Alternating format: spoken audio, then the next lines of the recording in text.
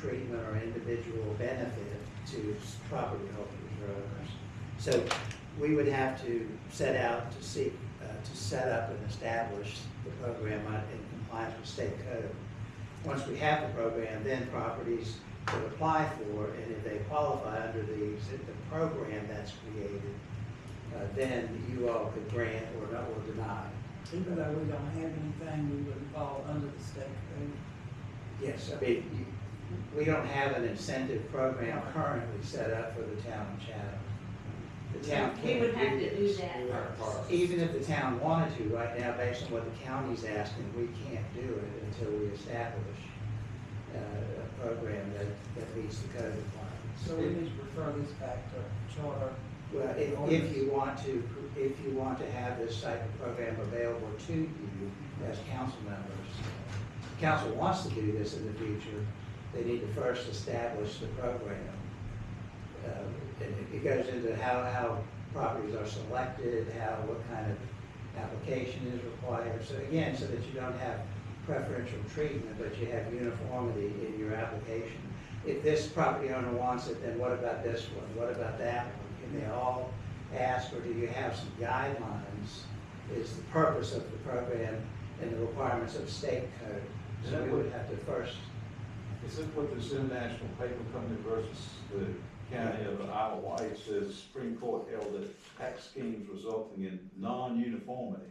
Right. So aren't they saying that you'd have like a zone, economic development zone where anybody that wound up putting a business in that particular zone would get Those this? are available as well. Yeah. So, So it's a again, what zone they're or a looking program. for is uniformity, and you've got broad powers to discount the taxes that citizens or property owners pay, but you can only use them in a way that's uniform, non-preferential, and fair to everybody. And so that program would have to be established first within the council, approved by council, and then you could say, okay, now we're open for business to offer. Well, and I would say that I can see probably why they went to the county first, because if they're only paying $4,000 in taxes to us, that's certainly not probably prohibitive to them, and a $2,000 rebate is probably not anything they're super. The county, I excited didn't about. research it, but the county may already have this ordinance I'm in sure they did, place. they probably. Well, they have. Because they use it as a tool in their economic development funds. Right. They've already got something established to do this. Right. We don't. But again, they should be operating, and I'm sure they are, in the same manner, in a consistent, fair manner. Okay. So, I think the question before is, if you want to, do you want to pursue that? I would say we would, in case we had other businesses wanting to come into this area and are asking for something. Well, do you have to establish a board to do that? Right, there are some things like that in the selection of how properties are selected. Does the planning commission have any I don't involvement in that? recall. I'm just curious. Yeah. Planning commission.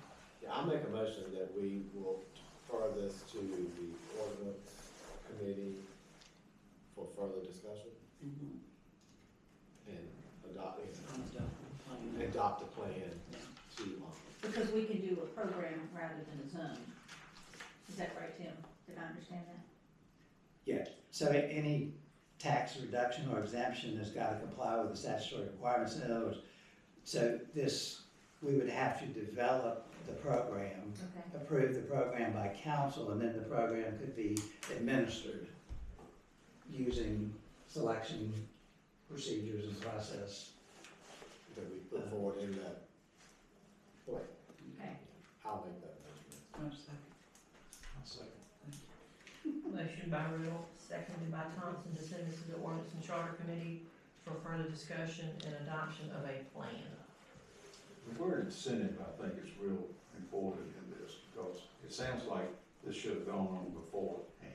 But that being what it is, can this discount be retroactive? I don't know, but I doubt it. I mean, I would think it would have to first meet all the requirements of the program, so that there, again, if you're gonna ensure uniformity and avoid preferential treatment, I think it just has to, everyone starts from the same application. Now, the other consideration is can you afford something like this? Take money out of the budget when we're already begging for fire truck money and everything else. So just keep that in mind. Well, one thing about it, this is money we never had. I mean, you know what I'm saying, the increase, we never experienced the increase, so it's not gonna affect us quite as much, but we need every dollar we can get. And I think it would be nice to have a plan in place. Yeah. So if we want to do anything, or any council here forward wants to do anything, it's available.